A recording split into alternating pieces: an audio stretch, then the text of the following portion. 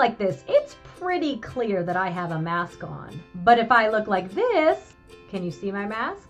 Have you ever had to remind yourself to stay quiet so you didn't interrupt a conversation? Or tried to force yourself to sit still because you have an urge to tap your foot or squirm in your chair? Or maybe you have to exhaustively perfect certain aspects of your home so that it looks like you have your stuff together. Sure, it could be that you're trying not to be rude or disruptive. Maybe it calms you to have your home or family or self in perfect order. But if you are exhausted trying to assimilate in the neurotypical world, if it's causing you extra anxiety or depression, if you feel like there's a public you and a private you and you cannot show the public the private you, there may be a very good chance that you are masking. And according to psychologist and ADHD expert Russell Barkley, about 1/3 of those of us diagnosed with ADHD frequently experience masking.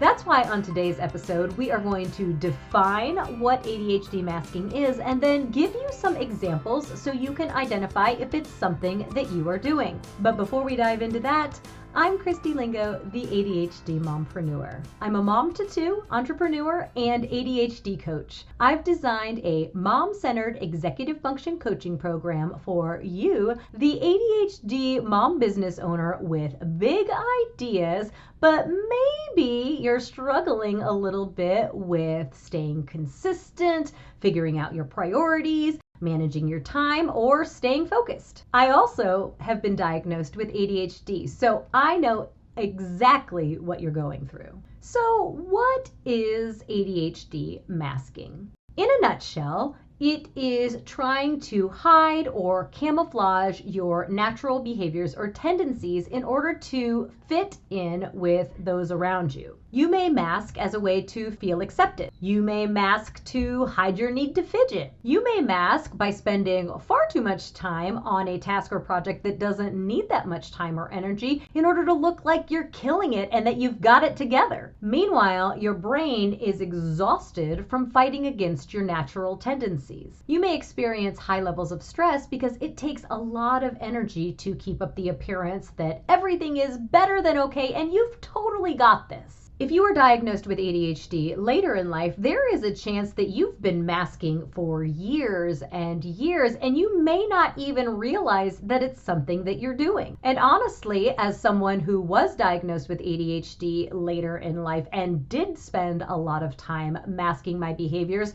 I totally get why we do it. The neurotypical world just wasn't made for our unique and quirky brains. So for years, we tried to assimilate. And for many neurotypicals, coming in line with societal norms is no big deal. But for us neurodivergents, it can be exhausting. It can lead to increased depression or anxiety. It can lead to substance abuse because you are trying to fit in with society, or to help you cope with the exhaustion you're feeling of trying to assimilate. Wondering if you've been masking your ADHD to try to fit in? Here's just a few examples of what ADHD masking might look like. Needing to consciously remind yourself not to fidget or adjust in your chair when you're trying to pay attention.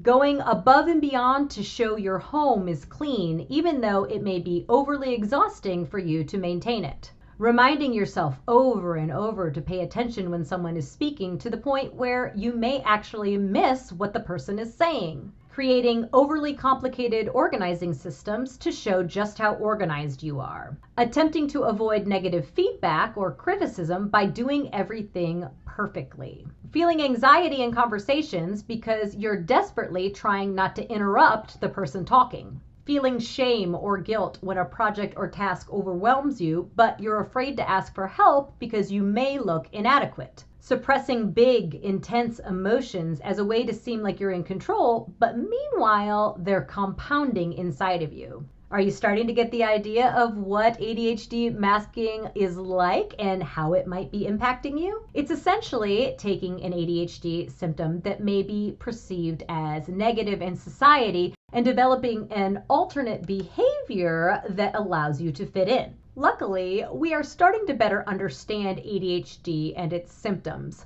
For instance, at my son's school, many of the classrooms have wobble chairs for kids who struggle with sitting still. This is in part because we're learning that fidgeting or squirming may actually be the ADHD brain trying to focus and pay attention. On the flip side, while there may be subtle changes made, we still have a long way to go. So what are those of us with a lifetime of masking experience supposed to do? First, determine if the masking is negatively impacting your life in any way.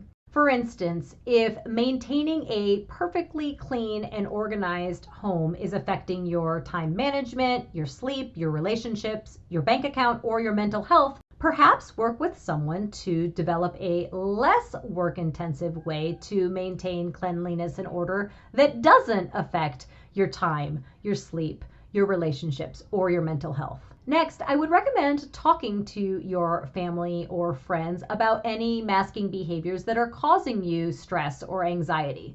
Be honest about what you're experiencing, that you're afraid to contribute to conversations because you might appear rude or like you're interrupting, that it stresses you out to go to the movies with your family because you struggle to sit still, that you're afraid to express when you're feeling frustrated or angry or disappointed because it could be seen as overreacting, even though those big feelings are very real to you. I frequently discuss with my clients the importance of developing an awareness around what ADHD looks like and how it impacts your day-to-day life so that you can start to develop coping strategies.